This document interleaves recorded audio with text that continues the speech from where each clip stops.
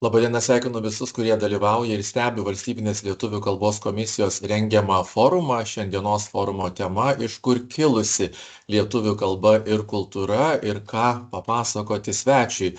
Mes galėtume, iš tiesų, mes žinom, kad lietuvių kalba yra viena seniausių iš senųjų kalbų ir dėl to yra vertinga lingvistikos mokslui, bet kas ta indoeuropiečių prokalbė, paaiškinti sektųsi matyti toli gražu ne kiekvienam ir apskritai, kodėl lietuvių kalboje priskiriamoje baltų kalbų grupiai turim nemažai bendrų žodžių su kaimynais slavais ir kodėl kartais, kai mes išvažiavę kažkur į užsienį, pakalbam lietuviškai, mūsų dažnai paklausia, ar jūs kartais ne iš Rusijos. Taip pat, kaip kalba formuoja aplinka, kokie lietuvių prigimtinės kultūros bruožai, iš kur ta kultūra ateina, ar mums reikėtų smerkti tuos, kurie švenčia Helovyną, tai čia problema, su kuria turbūt mes vienaip ar kitaip susiduriam kasmet, lygiai taip pat kitos tradicijos ir iš vis, kai mes šiandien sakom, kad aš esu lietuvis, aš kalbu lietuviškai, tai kaip mes dabar šiandien atrodom, kas mes tokie esam ir kas šiuose žodžiuose telpa ir apie lietuvių kalbą ir prigimtinę šio krašto žmonių kultūrą, svarbiausius tapatybės ženklus mes kalbėsime su visų būriu įdomių pašnekovų, išklausysim du trumpus pranešimus ir dar tik pasakysiu, kad šis Valstybinės lietuvių kalbos komisijos forumas transliuojamas komisijos YouTube kanale ir tiek dalyviai, tiek stebintieji forumą komentaruose galite parašyti savo pastebėjimus ar klausimus, aš tuos komentarus seksiu ir, sakykime, jeigu pranešėjas skaito pranešimą, jūs norite ko nors paklausti, tai bus galimybė ir taip mums visiems bendrauti.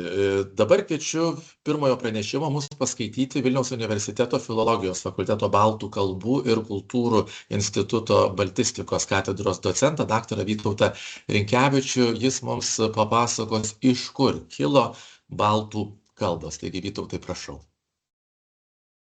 Sveiki, laba diena visiems. Tuoj pasijungsiu skaidres ir galėsim pradėti.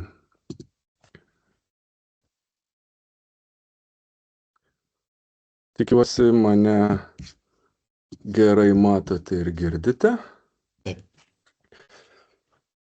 Tai mano pranešimo tema, kaip minėta, yra iš kur kilo baltų kalbos. Tai nuo viso forumo temos skiriasi vos vienu žodžiu. Vietoj lietuvių yra baltų, nes pradžiai turbūt tinka pakalbėti apie pačią pradžią, iš kur ta lietuvių kalba kilus, o ji kilus ne iš kur kitur, o iš baltų prokalbės.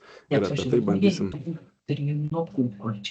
Paprašysiu, Genė, išsijunkit savo garsą, nes ir būkit geri tie, kurie esam čia. O ką yra vienas miręs iš tų. Galite tęsti. Taip, mikrofonus tikrai prašytume išsijungti.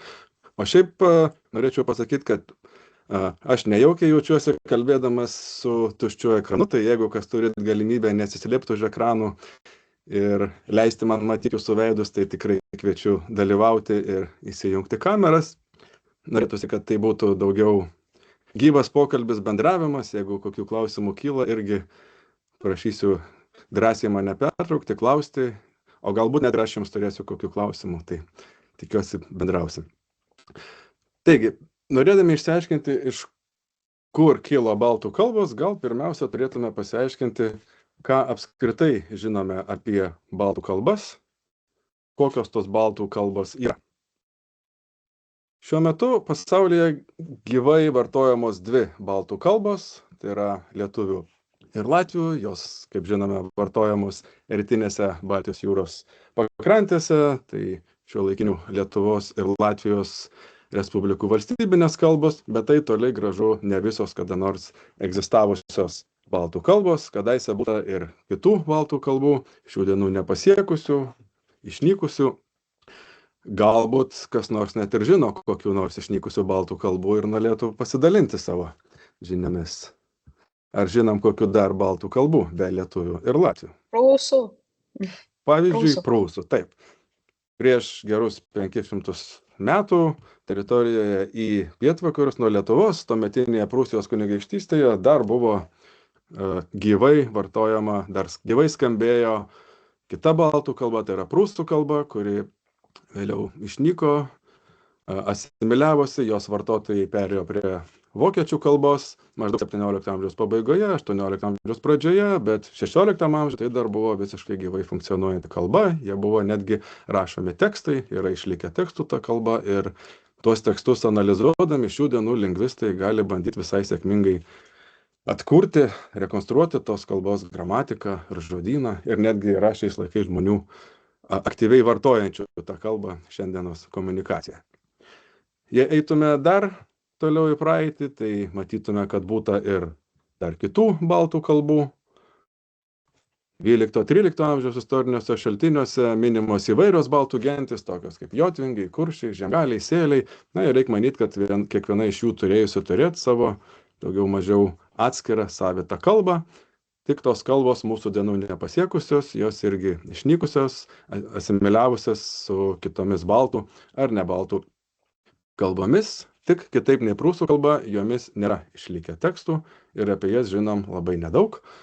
Vos pavienes ypatybės galim bandyti išsiaiškinti iš, tarkim, įvairių vietovardžių ar asmenvardžių paminėtų istorinėse kronikose ar kitų šaltinių.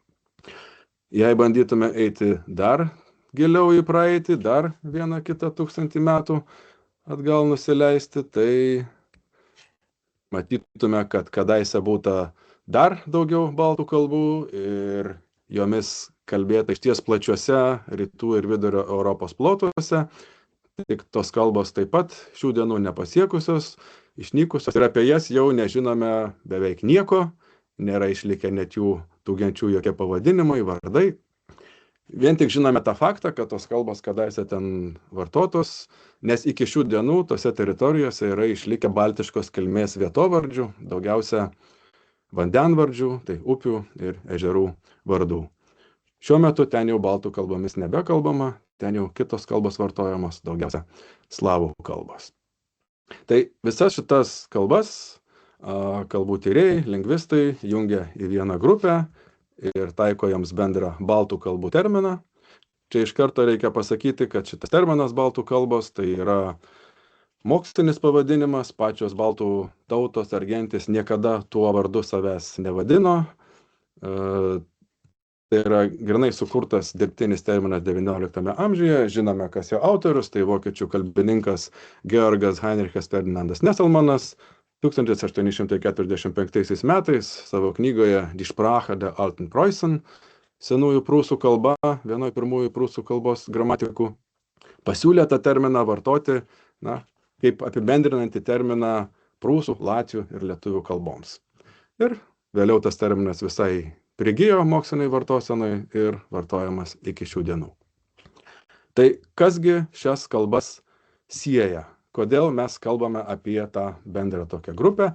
Tai visų pirma, jas sieja bendra kilmė iš bendro šaltinio, kurį šių dienų mokslininkai vadina baltų prokalbė.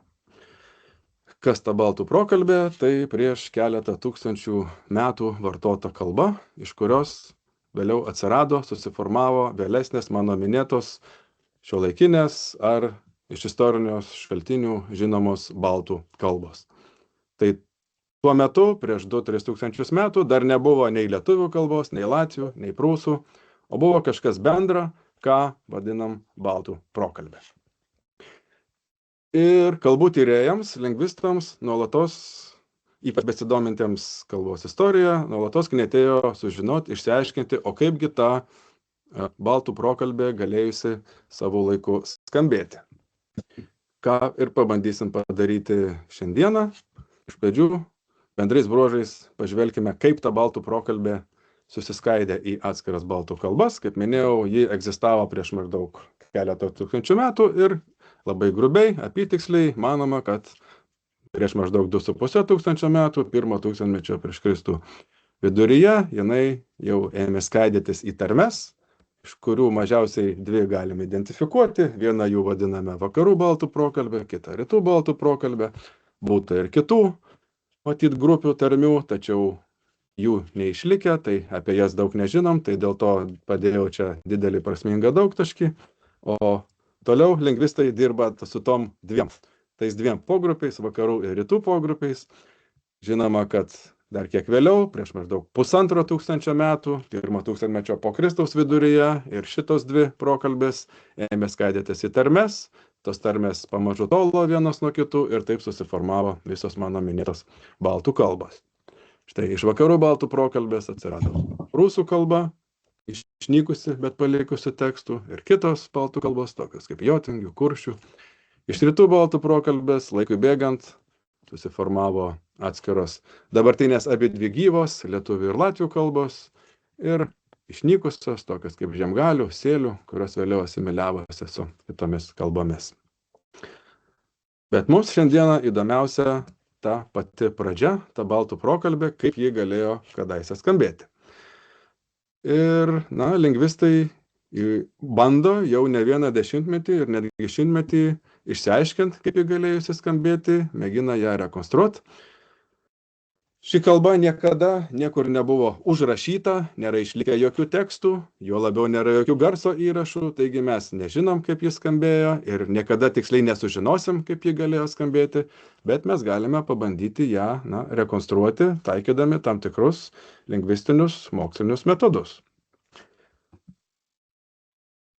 Visų tų metodų, kiek jų yra, čia tikrai neturim laiko šiandien aptarti ir net nebandysim, bet trumpai pasižiūrėsim, kaip veikia vienas metodas, leidžiantis bent iš dalies rekonstruoti baltų prokalbę, tai vadinamasis lyginamasis metodas, jis klasikinis, pagrindinis, jau seniai mokslininkų taikomas, jo esmė yra paprasta, imami giminiškų kalbų, pavyzdžiui, lietuvių ir latvių, tam tikri elementai, garsai, pavyzdžiui, atskiri balsiai, priebalsiai, žodžiai, morfemos, tam tikros konstrukcijos ir lyginami tarpusavyje. Ieškoma panašumų bei skirtumų. Jei randami sutapimai, tai daroma išvada, kad tas elementas, tas garsas ar tas žodis yra paveldėtas iš prokalbės, ir randami skirtumai, tuomet ieškoma paaiškinimo, kurioj kalboj paveldėta, kurioj kalboj pakito, ar galbūt abiejose pakito. Tai toliau pakviesiu visus pažaisti tokį žaidimą. Pabandysim palyginti giminiškas baltų kalbas, lietuvių ir latvių, paskui gal ir prūsų pabandysim prijungti ir išsikelsim tikslą rekonstruoti šitą iš baltų prokalbės. Pažiūrėti, kaip ta prokalbė galėjusi skambėti. Kadangi matau čia dalyvaujančių nemažai pažįstamų veidų, ar bent jau vardų ir pavardžių, tai jau su kai kuriais galbūt esam žaidę tą žaidimą, tai tų tiesiog paprašysiu kantriai palaukti tolimesnės diskusijos, tada galėsim prisijungti, o tie, su kuriais bendraujam pirmą sykį, tai kviečiu prisijungti, tikiuosi bus įdomu ir sužinosim ką nors naujo. Tai pabandykim palyginti keletą lietuvių ir latvių kalbų žodžių. Pradėkim nuo tokių latvių kalbos žodžių, kuriuos kiekvienas lietuvių kalbą mokantis žmogus nesunkiai suprastų ir be žodyno. Pavyzdžiui, latvių kalbos žodis liepa ir tikiuosi visi suprantam, ką jis reiškia. Tas pats, kas lietuvių liepa. Šiek tiek skiriasi tarimas, liepa, bet vis tiek žodį suprantam, tie patys priebalsiai, tie patys balsiai ir galim daryti išvadą, kad šitas žodis yra paveldėtas iš baltų ar bent jau rytų baltų prokalbės ir tuo metu, kai egzistavo ta prokalbė, jis kažkaip panašiai taip turėjo ir skambėti. Arba kitas žodis latvių kalbos, tarkim, vasara, kur irgi atpažįstam, vėlgi šiek tiek skiriasi tarimas, lietuviai tars vasarą, pailgins pirmą skiemenį, latviai to nedarys, bet vėlgi tai bendrabaltiškas žodis, paliudytas iš prokalbės. Diena, skirsis kirčiavimas, latviai visuomet kirčiuoja pirmąjį skiemenį, bet irgi atpažįstam, ir vėlgi žodis paveldėtas iš baltų prokalbės. Toliau žodis briedis. Ar žinom, ką latvių kalboje reiškia žodis briedis? Elnias, man atrodo, jei neklystu. Taip, tai reiškia elnias. O ar žinom, kaip latviškai bus briedis? Ar tai nebus elnias? Logiška manyti, kad bus alnis, taip. Žodžiu, šiuo atveju reikšmė pasikeitė latvių kalboje, bet pats žodis vis tiek yra paveldėtas iš baltų prokalbės ir jį galim rekonstruoti. Vėliau medus, vėlgi kirčiavimas skirsis, arba trys, rašyba skirsis, bet tie patys garsai, tiesiog ilgai balsį į, lietuviai žymi raidę Y, o latviai raidę I su brūkšneliu, bet tai yra tas pats balsis. Taigi, Žodžiai, kuriuos lengvai suprantame, kurie bendri lietuvių ir latvių kalboms, jie yra paveldėti iš baltų prokalbės. Tai čia viskas labai paprasta. Geriau eikim prie tokių atvejų, kur šiek tiek skirsis. Paimkim šūsnelę latvių kalbos žodžių, šiek tiek besiskiriančių nuo lietuviškų atitikmenų, bet dar mums suprantamų. Pavyzdžiui, latvių kalbos žodis kaja. Kas žinom, ką jis reiškia, tai palikim intrigą, o kas dar tik pradeda mokytis latvių kalbą, bandykim atspėti, ką jis reiškia lietuvių kalboje. Koja. Koja, be abejo. Arba kitas žodis. Brolis. Lietuvių kalboje bus Brolis. brolis. Brolis. Taip. Matė. Matė. Ai, motina. Motė tarminę formą imkim. Nu, bendrinė kalboje bus motina ar moteris, ta pati šaknis. Dovana. Dovana. Dovana. Vaks. Vaikas. Vaikas. Ne vaikas. Vokas. Vaškas. Vokas. Vokas. Kodėl negali būti vaikas ar vaškas? Ogi todėl, kad matome čia skirtumus tam tikrus tarp lietuviškų ir latviškų žodžių, bet svarbu pastebėti, kad tie skirtumai nėra chaotiški, jie yra sistemiški. Visur, kur latvių kalboje, latviškuose žodžiuose yra ilgasis balsis A, pažymėtas brūkšneliu, visur lietuvių kalbos atitikmenyse bus ilgasis balsis O. Ir tai va mūsų bus pirmas nustatytas mokslinis dėsningumas. Latvių kalbos A atitinka lietuvių ilgąjį O. Bet jei norim išsiaiškinti, kaip buvo prokalbės laikais, tuomet kyla klausimas, o tai kaip tarė mūsų protėviai kadaise prieš kelis tūkstančius metų? Ar kaip latviai kaja, ar kaip lietuviai koja? Čia mums į pagalbą gali ateiti, pavyzdžiui, senieji lietuviškiai tekstai. Ar atpažįstame, kas čia per tekstas mums prieš akis? Mažvydas. Mažvydo Be katekizmas. abejo. Pirmoji spausdinta lietuviška knyga Martyno Mažvydo katekizmas, išleistas 1547 metais ir kurio jau pirmajame sakinyje, pačiame pirmajame žodyje, broliai seserys imkit mane ir skaitykit, matome, kad Martynas Mažvydas prieš 500 metų dar sakė ne broliai, o braliai, taip kaip latviai. Ir ne tik šiame žodyje, bet ir kituose. Pavyzdžiui, vietoj mokslo sakė makslą, vietoj trokšdavo trakšdavo, vietoj pačias, bylą vietoj bylo ir taip toliau. Vadinasi, ir lietuvių kalboje anksčiau buvo tas pats ilgasis A kaip latvių kalboje, bet tam tikrų laikų įvyko pakitimas, kurį užrašom šitaip moksliškai. Lietuvių kalbos balsis O kilo iš baltų prokalbės ilgojo balsio A. Prieš tai ilgąjį balsį padedam žvaigždutę, kuri reiškia, kad tai yra mokslinė rekonstrukcija. Nėra kažkur užrašytas tas žodis niekur, bet moksliškai rekonstruotas, grinai teoriškai. Paimkim keletą latvių kalbos žodžių, dar šiek tiek labiau besiskiriančių nuo lietuviškų atitikmenų. Pavyzdžiui, lacis. Ir kaip manau, ką jis galėtų reikšti. Be abejo, lokys. Vacietis. Vokietis. Valstietis. Vokietis. Vokietis. Vokietis. Maceit. Mokyt.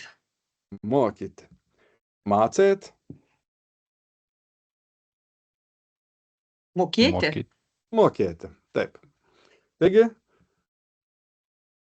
viena vertus matome mums jau pažįstamą reguliarų atitikimą, kur latvių ilgasis O, ten lietuvių, tai yra latvių ilgasis A, ten lietuvių O.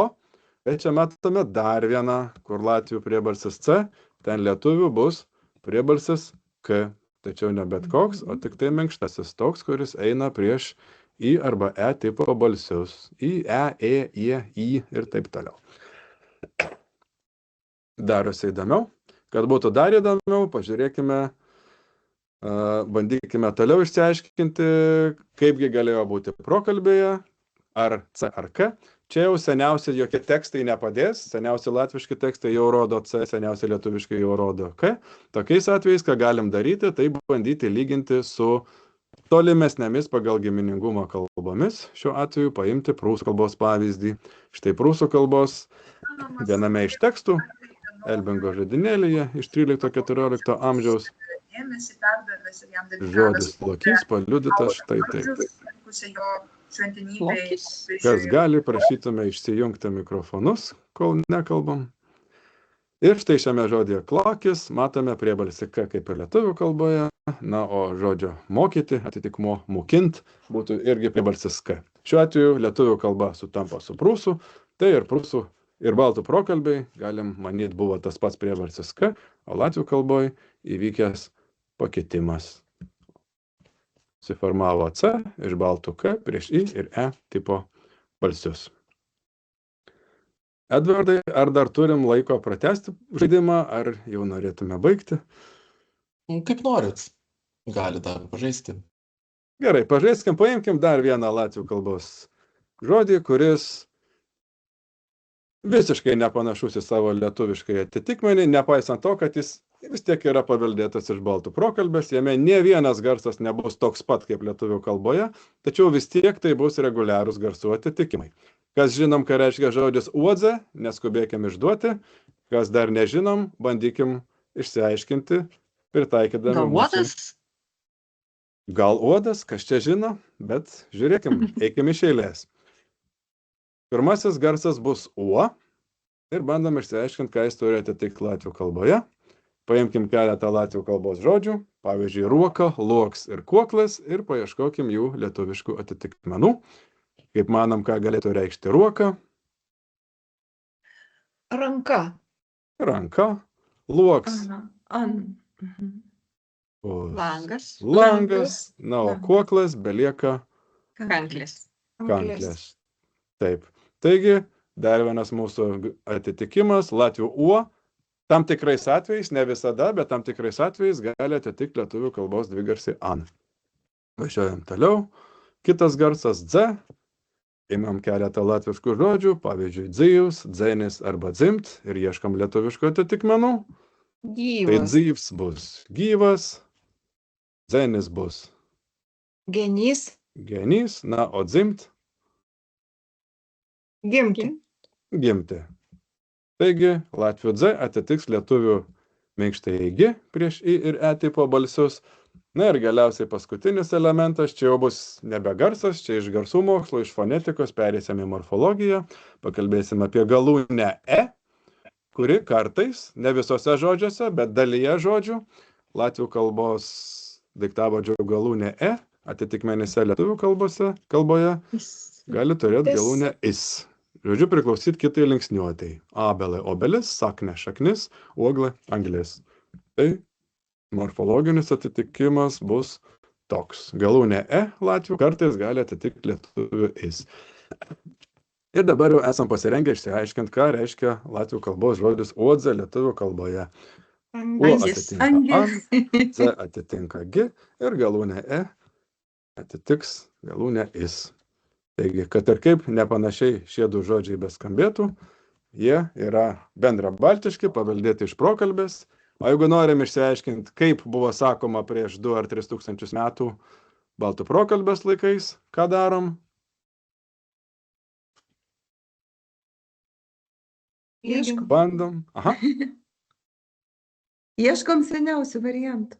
Ieškom seniausio, bandom palyginti su prūsų kalbos atitikmeniu, o prūsų kalboje, tame pačiame žodynėlyje iš 13-14 amžių, šitas žodis užrašytas taip pat kaip lietuviškai. Taigi lietuvių ir prūsų kalbose ir pats žodis išliko ir visi garsai taip pat tariami, latvių kalboje viskas pasikeitė. Prokalbiai galim rekonstruoti angis. Tai va. Pabandėm atsakyti klausimą, iš kurgi kilo ta lietuvių kalba. Ji kilo iš baltų prokalbės. Kaip ta baltų prokalbė skambėjo, galim pabandyti rekonstruoti.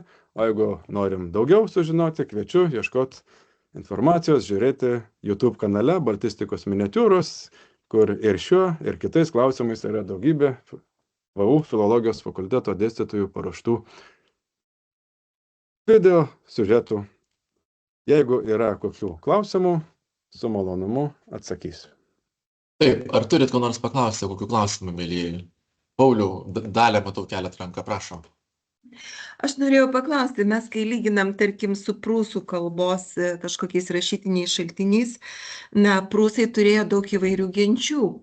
ir sembai, ir natangai, pavyzdžiui, nadruviai, ar jie ten priskiriami ar nepriskiriami.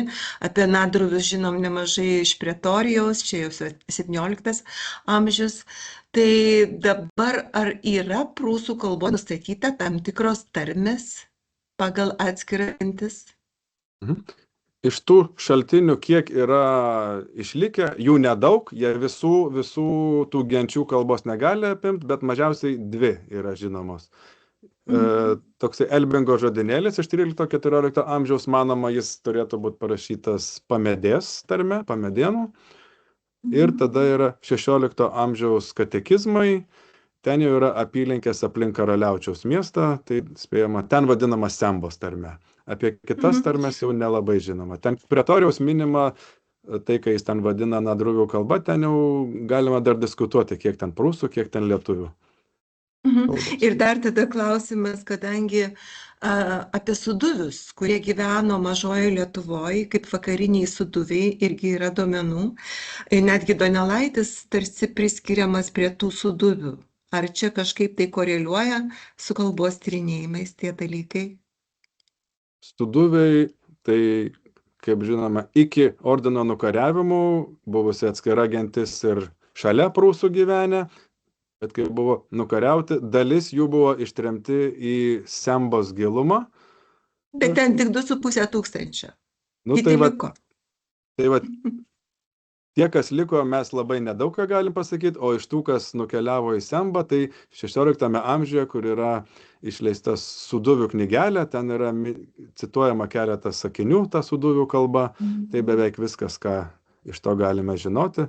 Na, iš tų, kas galbūt liko senojoje Suduvoje, tai nebent yra toksai diskutuotinas šaltinis, jau 20-ame amžiuje atrastas toksai Lenkų jotvingių žodynėlis, dėl kurio autentiškumo ne visi mokslininkai sutarė, bet galbūt jisai dar gali kažkiek tos senosios suduvių kalbos būti išlaikęs reliktų.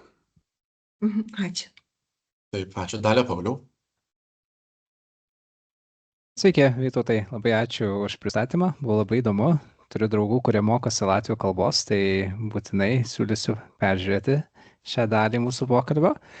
Ir kažkada kalbėjausi su kolega Aurelijum Vijūnu ir mes diskutavome apie žemaičių tarmę arba kalbą ir mes ir diskutavome apie tarmę arba kalbą. Taigi mes priėjome prie išvados, tiksliau Aurelijus prie jos priėjo, kad vis dėlto žemaičių tarmė, kadangi mes viens kitą gana gerai suprantame, galime bendrai paėmus susikalbėti, bet vis tiek ta tokia išvada buvo labai ant klaustuko. Tai norėjau jūsų paklausti, kaip jūs įvardintumėte, vis dėlto tarmė ar kalba? Jokių objektyvių lingvistinių kriterijų, kurie leistų pasakyti, kur baigėsi tarmė ir prasideda kalba, nėra. Paprastai tai būna nelingvistiniai kriterijai, politiniai, istoriniai, tam tikros tapatybės etninės. Tai taip jau tokio vienareikšmiško atsakymą, aš vis dėlto susilaikysiu nuo jo, kaip turbūt ir su Aurelijomis irgi ilgai diskutavot, kol priėjot prie to atsakymo. Tai lingvistiniu požiūriu, šiaip kalbotyroj įprasta laikyti, kad lietuvių kalba turi 2 pagrindinės tarmes, žemaičių, aukštaičių, tai vadinama tarme, bet tai yra tiesiog susitarimo reikalas. Jeigu pačiam tos tarmės atstovui norisi save identifikuoti kaip atskiros kalbos atstovą, tai nieks negali to uždrausti padaryti.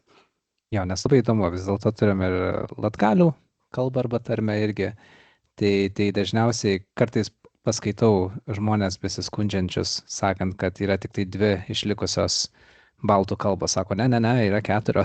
Taigi, buvo įdomu pasitirauti jūsų nuomonės.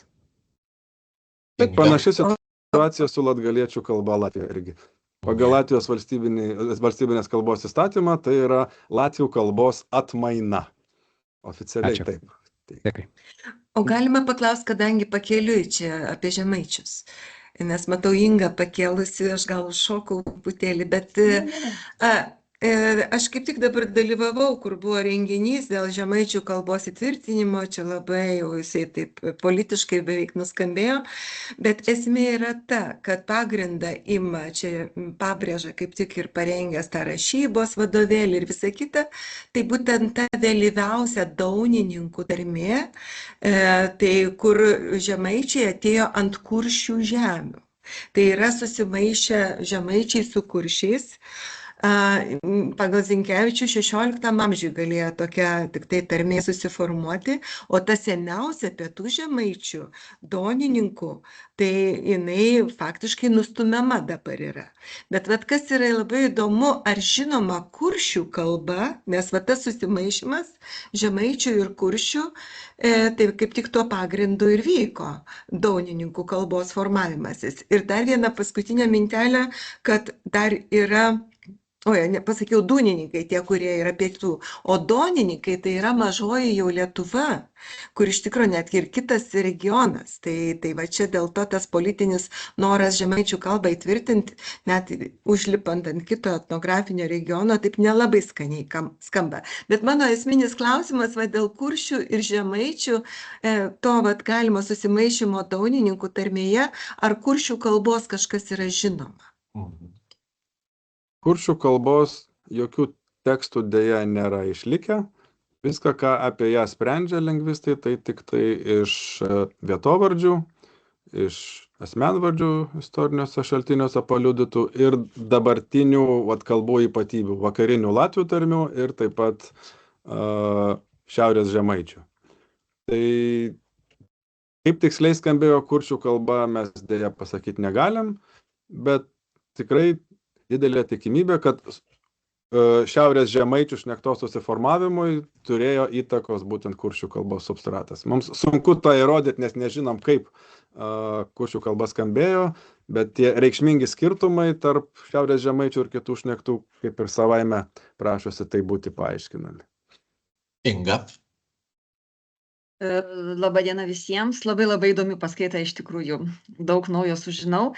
Pati esu mokyklos Paryžiuje, lituanistinės mokyklos mokytoja ir vadovė, ir mano toks būtų labai paprastas ir toks labiau žemiškas klausimas, kadangi vaikams, aišku, mes pristatome lietuvių kalbą kaip baltų šeimos viena iš atstovių, bet ką galėtumėt jūs pasiūlyti kažkokius tai galbūt kokybiškus video, kuriuose mes galėtume vaikams pristatyti tarmes? Nes iš tikrųjų tai būtų labai įdomu, ne visi žino, bent jau žino, kad egzistuoja, bet nėra girdėję, kokią kokybišką medžiagą galėtumėt pasiūlyti, kas liečia tarmes ir būtent apie baltų grupės kalbas, kažką tokio, kas būtų ne per daug moksliška, bet įkandama, sakykime, 10-18 metų amžiaus tokiam tarpsnį vaikams, kurie galbūt nėra visiškai puikiai kalbantis lietuviškai, bet kuriems labai įdomu, iš kur ta kalba.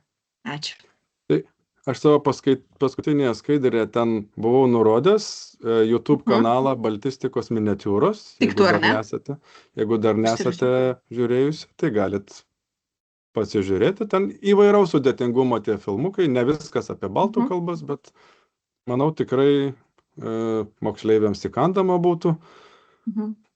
Ir ne tik moksleiviams, ir šiaip užsieniečiam galima rodyti, ten yra ir subtitrai anglų kalba, kam reikia. Konkrečiai apie tarmes dar tokių nesam parengę, bet galim turėti omenyje ir ateityje galim pagalvoti. O šiaip apie baltų kalbas. Manau, kad tai yra labai svarbu. Taip, tai yra labai svarbu būtent lituanistinėms mokykloms, nes mes kalbam apie kalbą, kalbam apie kilmininką ir galininką, bet iš tikrųjų vaikams yra labai įdomu būtų save identifikuoti kaip kažkokios tai tarmės atstovą, nes vis tiek tėvai tai mama arba tėtis yra arba suvalkietis arba aukštaitis ir būtų visai įdomu. Tai praktinis toks klausimas. Ačiū, Pauliau, dar trumpai, nes jau turim baigti, prašom.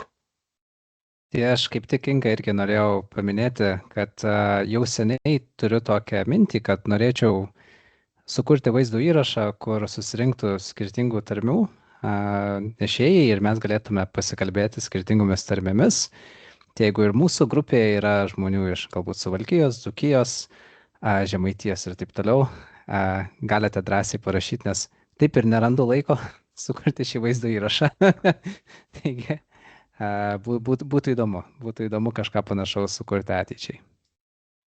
Vytautai, dar trumpai, kodėl mes savo kalboje atpažįstam daug slaviškų žodžių ir kodėl dažnai užsieniečiai, kai mus išgirsta, sako, kad jūs iš Rusijos?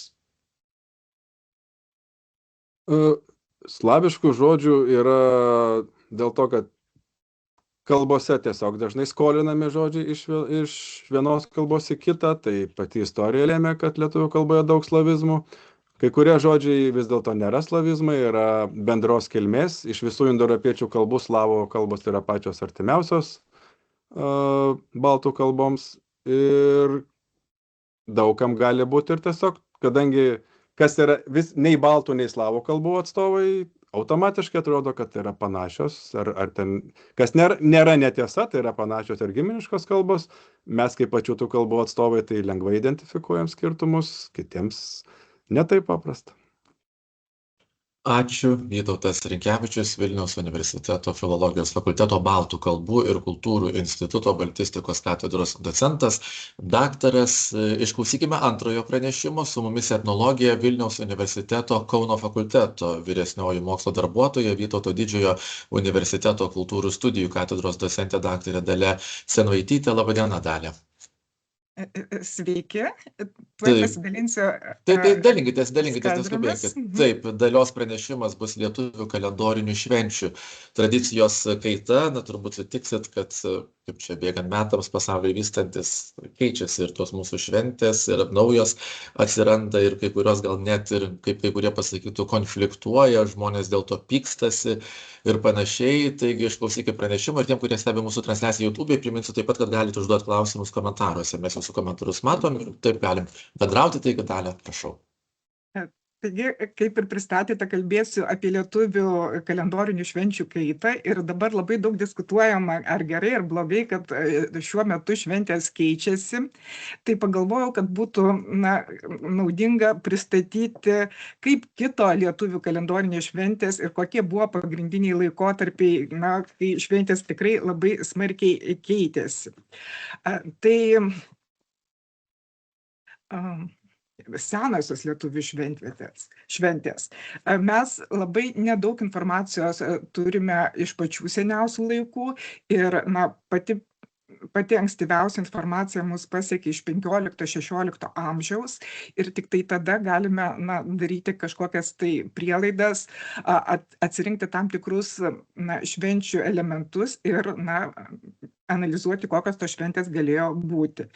Remiantis tais duomenimis, mes matome, kad agrarinės šventės buvo visų pirma paplitusios, kad žmonės šventė tas šventes, kurios buvo susijusios su svarbiausiais ūkio darbais ir dažniausiai žymėjo šių darbų pradžią arba pabaigą. Patys pirmiausi baltų genčių švenčių aprašymai pasirodo 15 amžiaus istoriniuose šaltiniuose ir informacija yra labai labai fragmentiška, ją labai įvairiai galime interpretuoti. Ir vienas iš pirmųjų istorinių šaltinių tai yra 1426 metų Sembos vyskupo įsakas, kuriame pateikiami nuostatai, kurių prūsai turi laikytis. Be kitų dalykų draudžiama smuklininkams prieš mišias prūsų užgerti arba parduoti jiems alaus. Taip pat draudžiama giriose daryti susirinkimus ir apeigas netitinkančias bažnyčios nuostatų, draudžiama ten šaukti savų demonų ir atlikti jiems aukojimus bei puotas, neaukoti gyvulių, netlikinėti apeigų prie kapų ir taip toliau. Taigi panašus draudimai liudija, kad galimai tokios tradicijos buvo paplitusios ir taip pat, kad kai kurie papročiai galėjo būti susiję su senaja baltų religinė tradicija. Kalbant konkrečiai apie lietuvius, tam tikri specifiniai metiniai bendruomeninių švenčių šventimai pirmą kartą aprašomi Jono Dlugošo istorijoje rašytoje 15 amžiaus antroje pusėje. Tiesa, jisai susieja šituos švenčių aprašymus su 14 amžiumi ir pateikia švenčių tradicijas lietuvių prie Lietuvos krikšto aprašymo. Ir nurodo, kad lietuviai prisirinkę žemės duodamų vaisių spalio mėnesio pradžioje drauge su žmonomis, vaikais ir šeimynykščiais eidavo į miškus, kuriuos laikė šventais ir 3 dienas iš eilės savo dievams aukodavo jaučius, avinus bei kitus gyvulius. Sudegindavo juos, o pasibaigus 3 dienų aukojimo apeigoms imdavo puotauti. Žaidė, šoko, gėrė, valgė ir numesdavo neduodavo maisto bei nuliedavo gėrimo kaip auką dvasioms. Tarp visų aukojimų šis esą buvo ypač svarbus ir kasmet atliekamas ir niekam nebuvo valia jo nepaisyti. Atitinkamą informaciją pakartoja ir kalbėdamas apie Žemaitijos krikštą, irgi, kad spalio 1 dieną Žemaitijoje šventuose miškeliuose rinkdavosi vyrai ir moteris iš viso krašto ir atsineždavo valgių bei gėrimų, kiekvienas pagal savo išgales keletą dienų papotavę, kiekvienas atnašaudavo ant savo aukų aukas saviems pagoniškiams dievams, o pirmiausia Dievui Perkūnui. 16-17 amžiaus istoriniuose šaltiniuose informacijos apie šventes tikrai pagausėja ir ypatingai 17 amžiuje Matas Pretorijus pateikia nemažai informacijos apie to meto šventes ir galime matyti, kad akcentuojama, kad šventės buvo bendruomeninės, kad į šventes susirinkdavo viso kaimo žmonės arba kelių kaimų žmonės, darydavo suneštinės vaišes ir panašiai.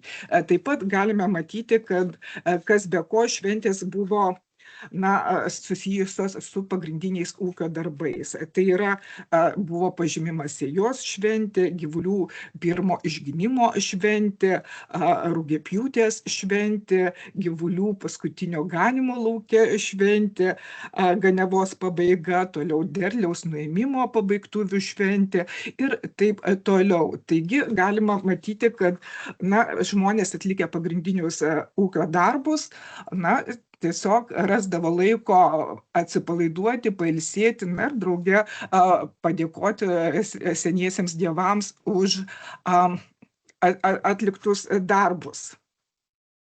Jeigu kalbame apie tolimesnius laikus, tai palaipsniui senosios religijos elementai šventėse nyksta ir pradeda vis labiau plisti krikščioniškos tradicijos. Ir nuo 18 amžiaus, remiantis šaltiniais, mes galime matyti, kad svarbiausiomis tampa krikščioniškos šventės, sumišusios su liaudiško religingumo ūkio darbų tradicijomis. Ir, kokios buvo populiariausios to meto šventės, mes galime matyti, kad ir pirmuose lietuviškuose kalendoriuose. Tai pats pirmasis senasis kalendorius buvo vadinamas metų skaitlius, ūkiniškas, ant metų viešpaties, išleistas 1846 metais Vilniuje, Zavadskio spaustuvėje ir parengtas Ivinskio. Ir šituose metskaitliuose, vėliau pradėtais vadinti kalendoriais, galime matyti tokias šventes išskirtas. Tai yra nedėlė senovės užgavėjimą, Pelenum dieną, Velykas, Kryžaunas dienas, šeštinės, sekminės vainikai. Taigi minimos šitos šventės kaip pačios svarbiausios ir jos ryškiausiai pažymėtos. Vėliau, jau leidžiant 19 amžiaus antroje pusėje lietuviškus kalendorius Mažojoje Lietuvoje, galime matyti irgi atsikartojant šitas šventes kaip pačias svarbiausias švenčiamas tarp lietuvių ir, tarkime, 1885 metų kalendoriuje išleistame Bitėnuose, galime matyti tokias su Velykomis susietas šventes keltinės ir taip pat išskirtas kitas didžiasias metinės šventes. Tai šventės keltinės nurodomos Papelčius ar Pelenų diena, Pusiaugavis, Verbos, Velykos, Pravadai ir Pravadų nedėlė, Blovieščius, Kryžaunos dienos, šeštinės, dangun žengimo viešpatis, sekminės, Dievo kūnas, pirmi rarotai, pirmi adventai. O su Velykomis nesusietos šventės, tai didžiosios metinės šventės minimos Nauji metai, Trys karaliai, Gremnyčios įredybos arba pasišventimas panos švenčiausios, Kazimieras Lietuvos patronas, Blovieščius, Petras ir Povilas, nekaltas prasidėjimas šventos panos Marijos, Kalėdos užgimimas viešpaties ir taip pat antrą dieną Steponas ir Rožansava. Taip pat prie kai kurių švenčių prirašyta, kad tai yra vakarykštė Vilija, kas reikštų, kad šita šventė švenčiama nuo išvakarių. Tai yra Vilija reikštų šventės išvakarės. Tai prie grabnyčių, prie Petro ir Povilo dienos, prie nekalto prasidėjimo Marijos, būtent tas yra nurodyta. Jeigu keliaujame į 20 amžiaus pirmą pusę, galime matyti irgi atitinkamai išskirtas keltinės šventės ir taip pat kaip išskirtinės metų dienas pažymėtas švenčiamas šventes. Tai Aušros vartų kalendoriuje 1917 metams galime matyti išskirtas keltinės šventės užgavėnių sekmadienį, Pelenų dieną, Verbų dieną, Velyką, Šeštinę, Sekminę, Šventos Trejybės dieną, Devintinės, Advento pradžią. Na ir taip pat kaip pažymimas nurodomos naujieji metai, 3 karaliai, Grabnyčios, Kazimiero diena, apreiškimo Marijai diena, 2 Velykų diena, 2 Sekminių diena, Petro ir Povilo diena, dangun ėmimo Marijos diena, užgimimas, nekalto Marijos prasidėjimo diena, Kalėdos ir 2 Kalėdų diena. Tarpukariu taip pat išlieka svarbiausiamis šventėmis krikščioniškos šventės. Pačios reikšmingiausios tuo metu šventės yra Velykos, Sekminės ir Kalėdos. Ypatingai tarpukariu populiarios yra Velykos ir taip pat su jomis susijusios šventės. Be Velykų labai populiaru, ypatingai tarp jaunimo, buvo sekminės, nes su sekminėmis ir jų šventimo laiku siejosi jaunimo gegužinės. Ir taip pat be abejo toliau sektų Kalėdos pagal savo populiarumą. Be abejo per šitas šventes pagrindinis šventės momentas buvo bažnyčios lankymas. Grįžus taip pat, aišku, buvo įvairūs šventimai, kurie galėjo turėti ir įvairiausių lokalinių variacijų. Lygiai taip pat nepaminėjau, bet tas pats turėjo būti ir ankstesniais laikais. Turbūt kiekviena apylinkė, kiekvienas kaimas galėjo turėti tam tikrų specifinių savo tradicijų. Tarpukaryje taip pat buvo priimti ir švenčių ir poilsio įstatymai.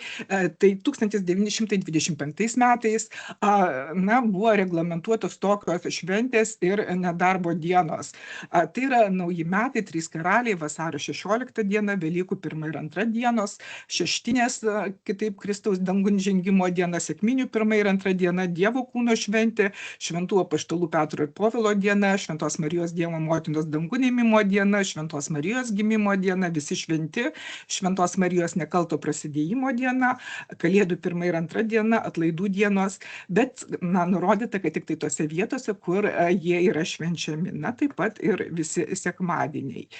Taip pat šitame įstatyme išskirtos kaip nedarbo dienos valstybės ir vietų savivaldybės įstaigose šios dienos, tai galima irgi manyti, kad tai buvo reikšmingos šventės, tai yra Švento Kazimiero diena, Didžiosios Velykų savaitės penktadienis ir šeštadienis, gegužės 1 diena, valstybės konstitucijos priėmimo diena ir kūčių diena.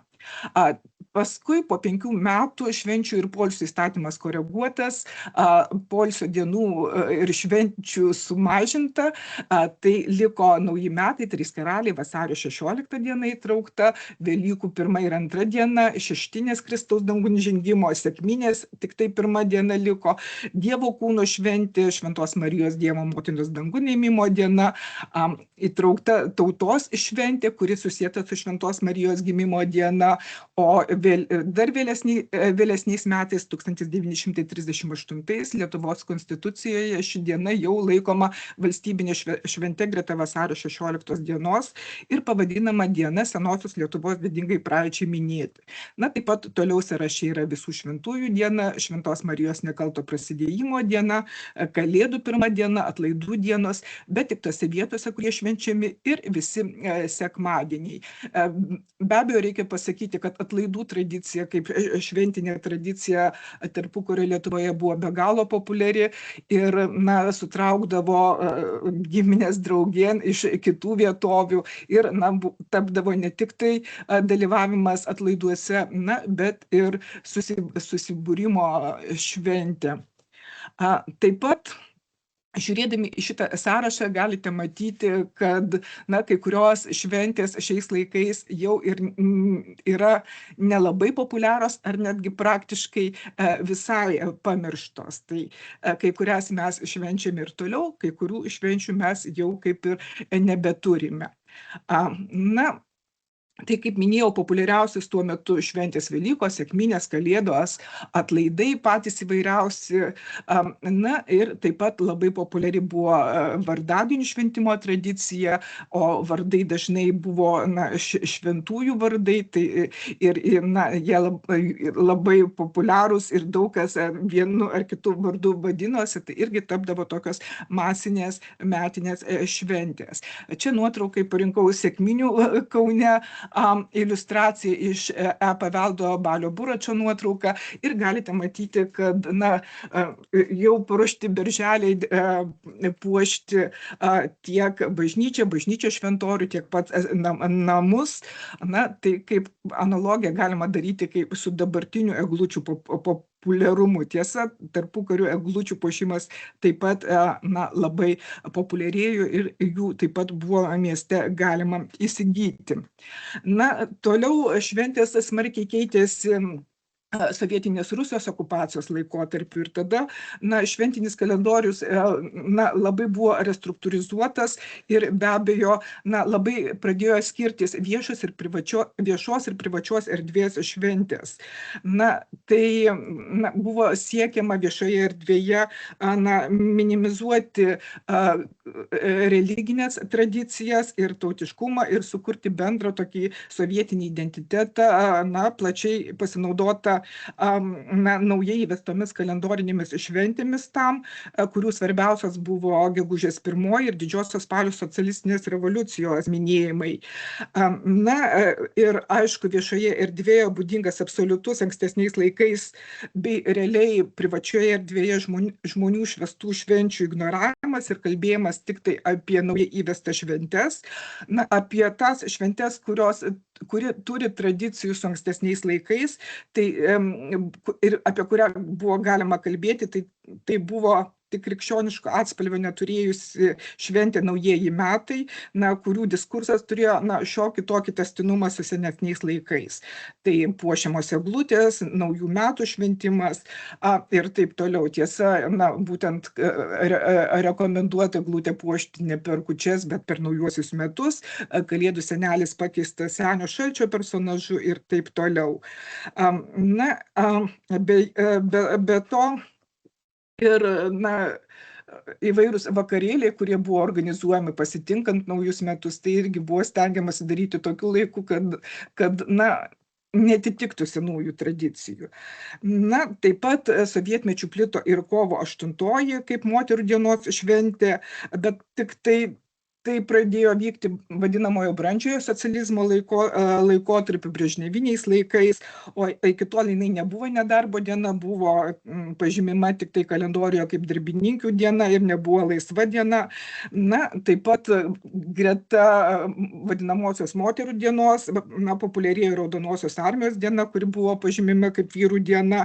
Ir nepaisant tokios didelės propagandos viešoje erdvėje, vis dėlto privačioje erdvėje šventės buvo švenčiamos, Kalėdos, Velykos liko labai populiarios, tačiau taip pat lankomi kapai, tačiau aišku, kovo, tarkim, 8 ir gegužės 1, kai kurių žmonių sąmonėje įsitvirtino kaip labai smagi šventė ir atliekant tyrimus ir dabartiniais laikais, dar žmonės irgi turi tam tikros nostalgijos būtent šitom šventėms. Kitas dalykas, kad sovietmečiu egzistuojant labai dideliam religinio gyvenimo suvaržymui, nyko ir religinių švenčių populiarumas ir kai kurių švenčių iki tol buvusių labai populiarių, ypatingai tai akivaizdu sekminių atveju, iš dalies devintinių, labai nunyko ir dabar tai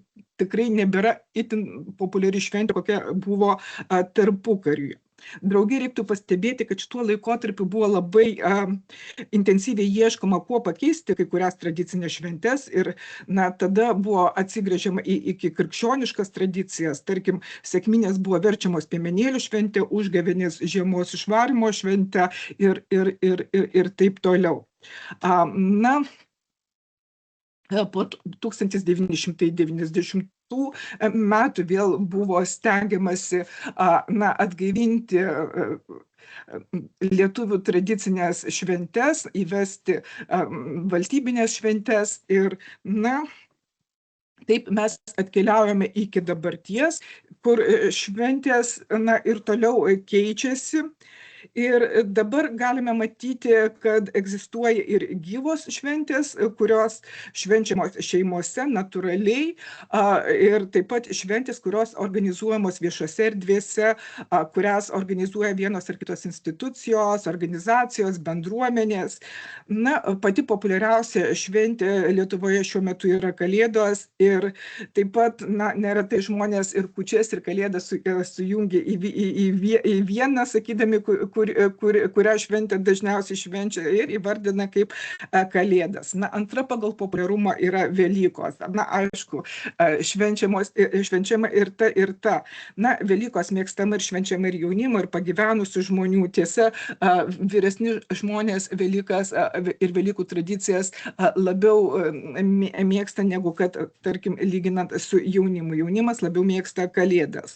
Populiaru švęsti naujus metus, lankyti kapines visų šventųjų dieną ir taip pat per vėlines pažymėti motinos ir tėvo dienas ir taip toliau. Populiarios, aišku, ir kitos šventės. Bet, aišku, keičiasi, atsiranda naujos šventės, tarkime, daug buvo kalbama apie Valentino dienos atsiradimą, apie Helovino šventimą, taip pat žymiai mažesnių mastų, tačiau organizuojami su menamomis senomis tradicijomis siejami lygiadieniai ir taip toliau. Tai dabartinis darbo kodekso straipsnis išskiria tokias švenčių dienas formaliai egzistuojančias Lietuvoje, bet tai nebūtinai atspindi ir realų šventimą. Kas įtakojo švenčių kaitą ir kodėl šventės keitėsi, tai turbūt galima čia išvardinti labai daug skirtingų priežasčių, bet aišku, pagrindinis dalykas yra pasikeitęs gyvenimo būdas ir kitokia veikla nei ankstesniais laikais. Dabar tikrai žmonės daug mažiau dirba žemės ūkį, o jeigu dirba žemės ūkyje, jų atliekami darbai ženkliai skiriasi nuo to, kokie jie buvo ankstesniais laikais. Miesto gyvensena taip pat pakeitė žmonių poreikius ir kai kurios agrarinės šventės, ūkinių darbų pradžios ir pabaigos pažymėjimai tapo žymiai mažiau aktualūs. Sekuliarizacija veikia be abejo ir religingumas mažėja ir toliau, tai ir religinės šventės praranda prasmę arba tą prasmę pakeičia ir ieškoma naujos prasmės seniau religinėmis buvusiams šventėms. Veikia globalizacija ir komercializacija be abejo šventės. Ir daugybė kitų veiksnių turi įtakos, tarkime, reglamentacija, formaliai kas laikytina šventė ir nedarbo diena, kaip žiniasklaidoje yra populiarinama viena ar kita šventė, edukacija veikia, taip pat, aišku, etnokultūrininkų veikla ir jų populiarinamos šventės ir taip toliau. Taigi priežasčių gali būti labai daug ir panašiai. Ir pabaigai noriu vietoj išvadų pasidalinti tokiu lagamino simboliu ir pasižiūrėti į šventes kaip į lagamino turinį, kurį mes galime susikrauti keliaudami laiku. Kas mums svarbu, kokios šventės, ką mes norėtumėme įsidėti iš praeities, ar ką norėtumėme rasti jame iš praeities ir įdėti ateičiai toliau, ko mes nenorėtumėme neštis su savimi, kas nereikalinga, ką paliktumėme. Ir taip pat, kaip naudosime tą lagamino turinį, kur jau mes įsidėjome, ar saugosime kaip praeities eksponatą retkarčiais pasižiūrėdami, ar parodydami kitiems, ar nuolatos kasdien naudosime, ar išmesime, nes jau nešti per sunku ir nėra vietos naujiems dalykams ir taip toliau. Ačiū už dėmesį. Taip, ačiū Jums, Dalia, už pranešimą. Ar iš forumo dalyvių norėtų kas nors ko nors Dalios paklausti? Dalia, prašau, Dalia. Kita Dalia. Tai mes čia su Dalia kaip tik kartu esame Etninės kultūros globos taryboje ir su etnologija reikalų bendrų turime.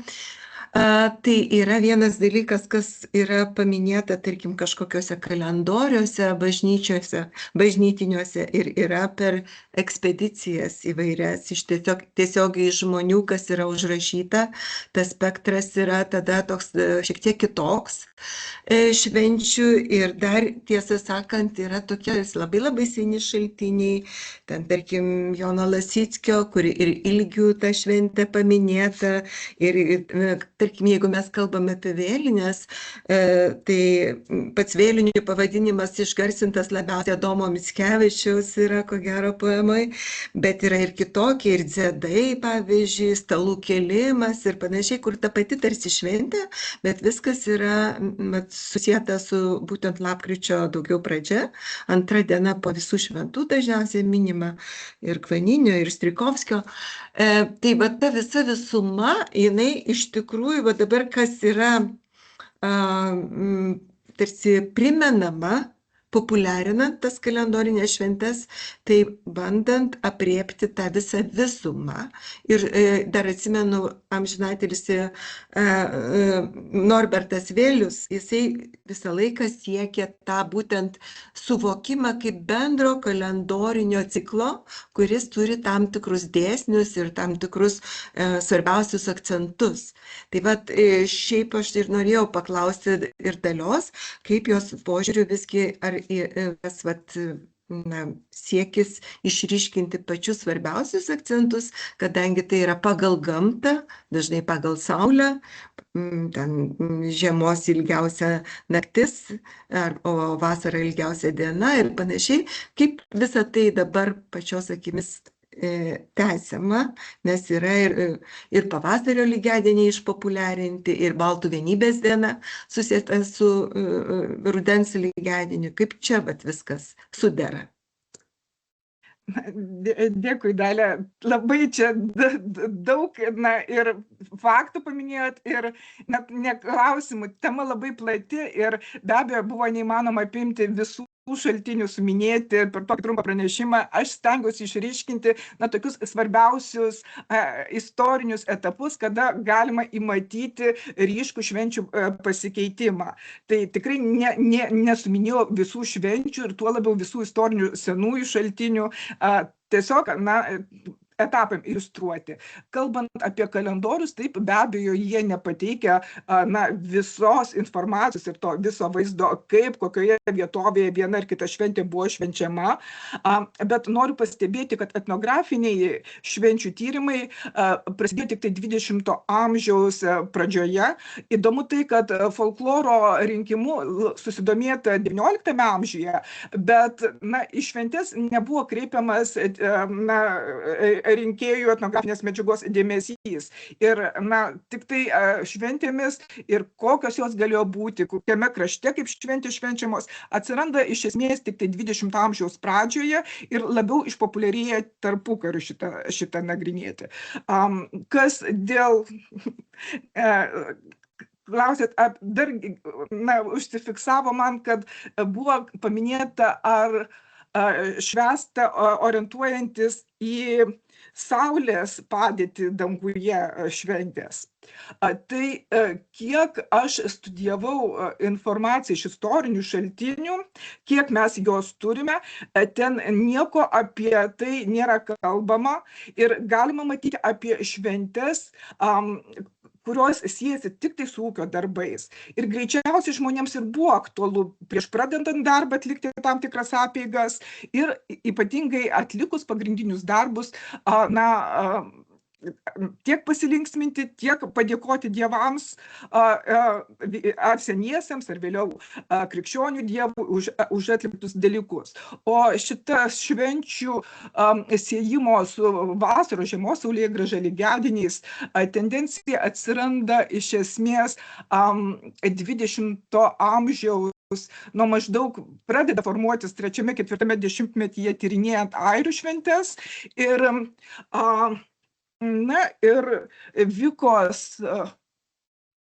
entuziastai, ypatingai jau Jungtinėse Amerikos valstijose išpopuliarina per Gardnerį ir kitus būtent šitą saulės ratą metinį, kuris tampa populiarus tarp entuziastų, bandant pritaikyti šitą švenčių rato koncepciją ir kitose kraštuose, taip pat ir Lietuvoje. Taip, ačiū. Daugiau klausimų nėra ir laiko nelabai turim. Ačiū Daliai Senvaitytei iš Vytauto Didžiojo universiteto ir Vilniaus universiteto docentei, daktarei, etnologijai. Turim čia pakvietę į kalbos forumą labai daug įdomių pašnekovų, kurie taip pat norėtų pasidalyti įvairiomis mintimis apie ryšį su kalba, kalbos kultūros ryšį su mūsų lietuvių kultūra, kaip jie ją suvokia ir panašiai, bet prieš tai, kadangi profesorė turi atsijungti, Kristina Rutkovska, Vilniaus universiteto filologijos fakulteto polonistikos centro profesorė, daktarė. Sveiki, profesorė. Sveiki, aš daug labai važinėjau po užsienio baltistikos centrus ir visą laiką sakiau, ir nežinau, ar aš teisi, kad pagrindas baltiškos, lietuviškos etninės sąmonės tai yra kalba ir tradicinė kultūra. Tai va šiandien aš mielai likčiau tik klausytojo vaidmenyje, nes, aišku, aš visada labai myliu Vytautą kalbantį, jis net akcentologijos problemas gali taip paaiškinti, kad aš viską suprantu, tai jau ir studentai supranta. Ir mačiau tą tokį lyginimą dviejų kalbų, į tų analogijų kažkokių paieškas ir aš supratau, kokia yra ta ir lietuvių, ir latvių kalba. Aš, aišku, galėčiau pateikti, lygiai kaip Vytautas, labai daug žodžių ir tą žaidimą surengti, rodydama, kas vyksta su lietuviškais žodžiais, kada jie patenka į kitų kaimynų kalbas. Aš nemėgstu žodžio, nežinau, įtaka arba skoliniai. Aš visada už tų tokių žodžių kelionių matau bendraujančių žmonės, kažkokią tokią bendruomenę, kuri per ilgą laiką būdama kartu faktiškai gali turėti net panašią artikuliacinę sistemą, nes mano sritys buvo užrašyti labai ilgai, 20 metų važinėjau į ekspedicijas ir pradžioje užrašinėjau tik lenkiškas tarmes, paskui jau pradėjau užrašinėti absoliučiai viską visom kalbom kalbančių žmonės ir labai greitai, jeigu aš nemokėčiau tų visų kalbų, aš aišku suprasčiau tą beveik panašią visų artikuliacinę sistemą. Tai vat, jeigu atsakant į tą klausimą, ką aš papasakočiau svečiui apie lietuvių kalbą, tai be jokių abejonių aš papasakočiau jam, kad jinai labai gražiai yra prasiskverbusi į slavų tarmes. Ir taip kaip ir pradėjau, galbūt aš klystu, Vytautas gali mane pataisyti.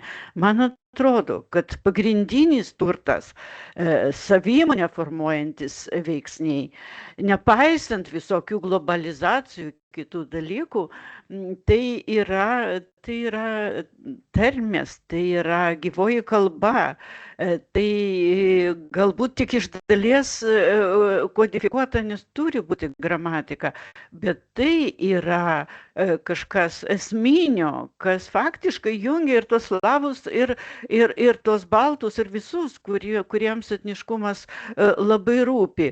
O į tradicinę kultūrą aš žiūrėjau iš kito kažkokio taško. Taip, aš etnolingvistinių irgi kaip kolegė Dalia, ar ne, galbūt metodų tyrinėjimų, man buvo svarbi ir ta papročio sintagma ir paradigma.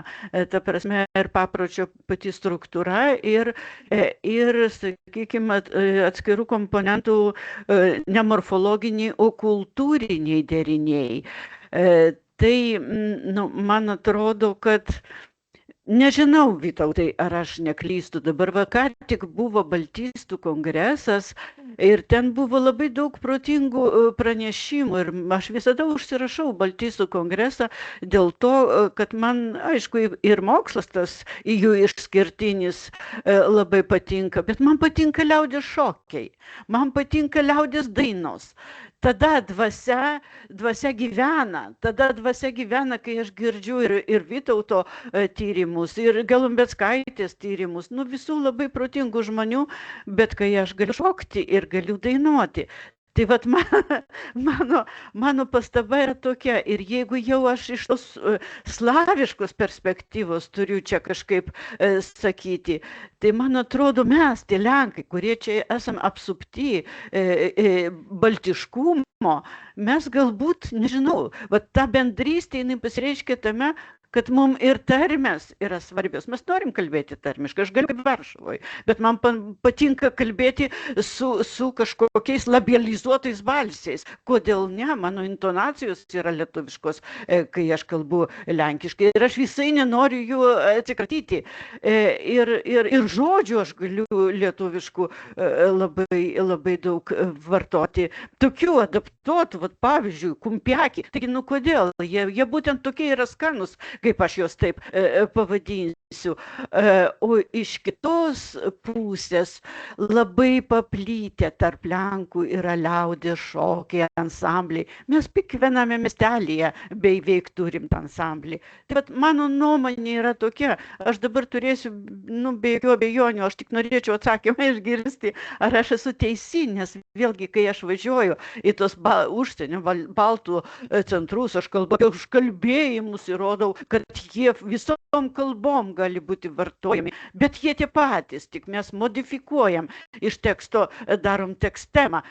Vienu žodžiu, galbūt aš klystu ir tada apgaudinėju tos žmonės užsienį. Dabar buvau Budapešte ir žavėjaus lietuvių liaudės dainom, jų struktūrą, jų simboliką, jų konotacinėmis savybėmis. Tai jeigu klystu, pataisykit, tada aš taip nekalbėsiu. O kas turi pasakyti, kad jūs klystate, aš į Vytautą visą laiką kreipiuosi. Arba į ponę Dalę, kuri ką tik dabar kalbėjo apie tą kalendorių, kur aš taip pasigedau to tokio labai tradicinės kultūros kažkaip apraiškų, galbūt todėl, kad jinai žiūrėjo tikrai bažnytinius ar valstybinius kalendorius. O jeigu mes pažiūrėsim į žmonės kalbančius apie šventes, tai ten pavadinimų, sakykim, nežinau, tų pačių sekminių bus nežmoniškai daug ir ten bus tos konotacinės savybės, ten bus meilė, ten bus žavesys tomis šventėmis. Tai bus tas etniškumas, kurį mes visi labai siekiam išsaugoti. Ačiū, profesoriau, už klausimą, laikas bėga, Vytautai, atsakykit, prašau. Čia tiek daug pasakyta, kad nežinau, ką besakyti, bet tai be abejo visokiojopai pritariu, tarmės ir gyvoji kalba yra svarbiausia, yra visoko pagrindas, taip be abejo. O iš to, ką sakėt, tai man labai patiko jūsų siūlymas kalbėti apie žodžių kelionę, ne apie, kaip pati sakot, įtakas. Ir jo labai teisingai pastebėjot, kad kontaktų zonoje ir artikuliacinės bazės suartėja ir labai supanašėja intonacijos, tam tikrų garsų tarimai ir panašiai. Tai aš gal trumpai. Ačiū. Taip, ačiū. Dabar išklausykime visiškai kitą žvilgsnį į lietuvių kalbą. Su mumis vertėja, mokanti 6 kalbas, publicistė, tinklaraštininkė Saulė Kubiliūtė, kuri pastaraisiais metais dėsto lietuvių kalbą užsieniečiams. Saulė, laba diena. Laba diena. Jūs gyvenat Suomijoje, taip? Taip. Tai pavyzdžiui, kokie didžiausi skirtumai yra lietuvių ir skandinavų kalbai, kaip mes žiūrėtume? Na, suomiai yra fino-ugrai, tai jie tokie yra tarp skandinavų ir tarp baltų. Iš tikrųjų, tarp suomių ir baltų yra gan daug panašumų, tokių netikėtų panašumų. Pavyzdžiui, yra daug apsikeista žodžiais, pavyzdžiui, suomiai garsėja ežerais, jų ežerai dideli ir jie turi žodį järvi, kas yra iš tikrųjų giminė baltiškam jūra. Taigi dideli ežerai, jie turi ir kantelę, kas yra kanklės. Čia buvo paminėta apie sekmines. Tai Suomija iki šiol pagal sekmines orientuojasi, tai yra toks kaip terminas, iki kada jaunimas turi susirasti porą. Iki šiol yra, taip pat švenčia jonines, kaip ir irgi panašios tradicijos, kaip ir pas mus iš tikrųjų. Tai aš sakyčiau, kad ir suomiai, ir lietuviai nelabai, turbūt savaime suprantama, atrodo, kad čia labai tolimos kultūros ir mes neturime nieko bendro, bet iš tikrųjų bendro yra žymiai daugiau, negu galėtume įsivaizduoti. Ir iš tikrųjų norėjau dar šiek tiek išsiplėsiu, kai dėstai lietuvių kalbą. Nesinori, kad žmonės galvotų, kad čia yra Olimpo dievų kalba, kuria neįmanoma išmokti kalbėti. Ir paprastai tada ieškai tų sąlyčio taškų. Ir pavyzdžiui, jeigu žmogus yra iš Irano ir kalba farsi kalba, pasakai, kaip farsi kalba būtų 8, sakyt, haštan. Arba suomiai pastebės, kad asmenuojant kažkas yra panašaus, tas daugiskaita. Latvijai jau paminėti, kokie panašumai jiems būna. Pavyzdžiui, koks nors baisesnis, baugesnis žodis užsieniečiams sesuo, kai jas linksniuoji, pažiūrėk, sister su apostrofu, tai lietuviškai būtų sesers, tai kažkiek arčiau.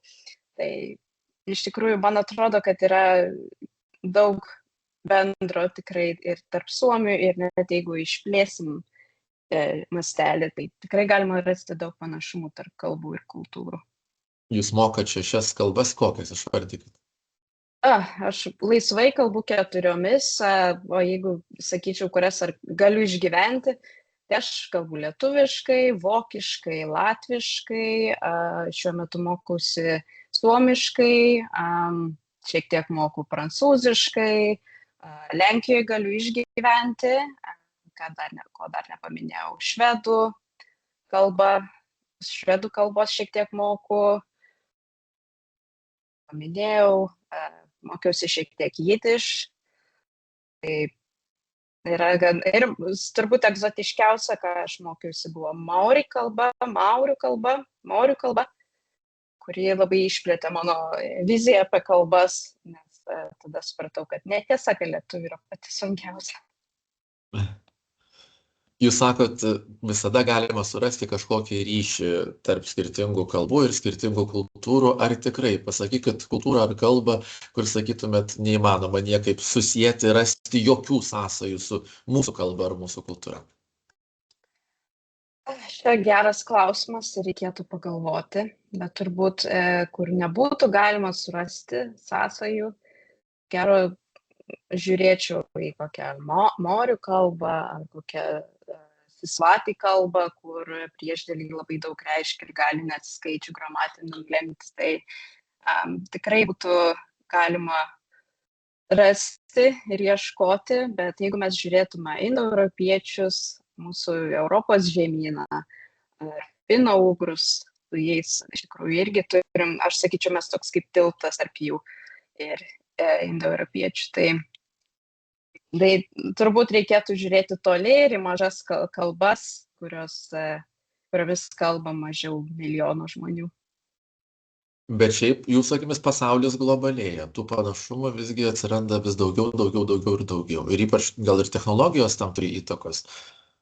Aš manyčiau, turbūt taip, technologijos, bet yra ir tas faktorius, kad galbūt bendražmogiškumas yra, mes visi esam žmonės. Kitas dalykas, kad kaip minėjo, visada būdavo mainai kultūrų ir kalbų, tai žmonės bendravo, pirkliai keliaudavo ir išmokdavo kokį žodį. Tie patys vokiečiai, kai prūsais domėjosi irgi tai posį savaitę, trečiadienis, kaip mittwoch, vidury savaitės. Tai man atrodo, kad tiesiog tai buvo neišvengiama, kai žmonės keliavo ir bendravo ir galų gale nebuvo galbūt tokių griežtų ribų, kas yra kas, kokia tavo tautybė, iš kokios tu etninės grupės, tai tiesiog persipindavo. Taip, čia vertėja Saulė Kubiliūtė iš Suomijos, su mumis taip pat YouTube tinklalaidės Lithuanian with Paulius, autorius ir vedėjas Paulius Juodis. Sveiki, Pauliau. Sveiki, Edvardai. Jūs esate anglų ir lietuvių kalbos mokytojas, bendraujat su daug skirtingų tautybių žmonių ir jūsų vertinimu, kaip užsieniečiai priima ir vertina lietuvių kalbą ir mūsų kultūrą, jos ypatumus? Na, daugam vis dėlto nėra taip lengva perkasti mūsų kalbą, tai yra faktas, bet aš vis stebiuosi dėl skirtingų priežasčių, kodėl žmonės mokosi mūsų kalbos. Tų priežasčių, kai aš galvoju, kad aš nebegaliu nustebti, visą laiką atrandu naujų. Tai vis tiek dažniausiai galvojame, kad tai yra kažkokie meilės imigrantai ar ten turintys galbūt giminaičių užsienyje, galbūt diasporos nariai. Taip, tai yra dažnas dalykas. Tačiau yra žmonių, kurie tiesiog mėgsta keliauti ir mėgsta lankytis pas mus. Ir kadangi daro tai dažnai, nori pramokti mūsų kalbą. Ir tai yra labai įdomu, nes kai kurie tikrai žmonės kankinasi, tai nėra lengva, tam reikia daug darbo ir pastangų, bet žinant, kad kai kurie žmonės tai daro tiesiog dėl to, nes tarkim jiems patinka lietuviška muzika, o jie niekada net nėra buvę Lietuvoje ir gyvena Jungtinėse valstijose ir turi pakankamai motyvacijos, turiu omeny, jie prisijungia pamokas 2 metus iš eilės ir mokosi, tai yra labai įvairu ir visą laiką tai mane nudžiugina. Kokios yra skirtingos priežastys, kodėl mokosi mūsų kalbos. O irgi kartais atranda labai įdomių pastebėjimų, susijęs su savo kalbomis lietuviškus žodžius, turi skirtingų įvairių būdų, kaip juos įsiminti. Pavyzdžiui, kai viena mano mokinė mokėme žodį vanduo, asmenuotę ir išgirdo žodį vandens, tai sako, one dance. Ir pradėjo šokti. Taigi visada atsiranda būdų, kaip vis dėlto, jeigu labai nori pramokti tą mūsų kalbą, tai su pakankamai motyvacijos ir su geru nusiteikimu, tai vis dėlto tikrai įmanoma. Bet visgi, kaip gali būti taip, kad žmogus niekad nebuvęs Lietuvoje, net nelabai žinantis, kad iš vis yra tokia šalis, kažkaip ją suranda iš kito pasaulio krašto ir pradeda gilintis į kalbą, nes, kaip jūs sakote, pavyzdžiui, patinka lietuviška muzika. Kaip taip gali būti? Na, jūs kaip tik ir minėjote tą terminą anksčiau, žodį globalizacija. Vis dėlto esu ir sociologijos bakalauras, mes kalbėjome atsimenu, studijų metu apie globalų kaimą. Taigi, tas pasaulis traukiasi, jisai interneto pagalba tikrai artėja. Mes vieni prie kitų artėjame, taip pat ir netikėtai naudodamas Spotify gali išgirsti, tarkime, kažkokį lietuvišką atlikėją. Ir galvoju, aš nesuprantu, kas čia per kalba, pasidomėjęs, surandė, čia tokia lietuvių kalba. Skamba gražiai, man patinka, reikia pasidomėti daugiau apie Lietuvą. O gal reikia ir mokytoją susirasti.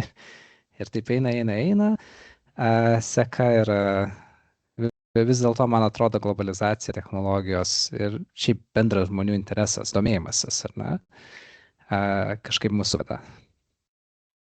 Saulė, jūsų kokios, sakytume, tokios labiausiai neįprastos, išskirtinės per gyvenimą užfiksuotos priežastys, dėl kurių užsienio žmogus mokosi lietuvių kalbos? Na, paprastai būna meilės emigrantai arba žmonės, kurie turi antrą pusę, bet iš tikrųjų, kaip ir minėjo Paulius, man irgi būna parašo žmogus ir, pavyzdžiui, katarsis labai patinka. Ir čia jau ir kita pažįstama, kuri dėsto lietuvių kalbos, sakė, irgi jau sulaukė prašymų dėl to, kad jiems tiesiog patinka ta lietuviška muzika.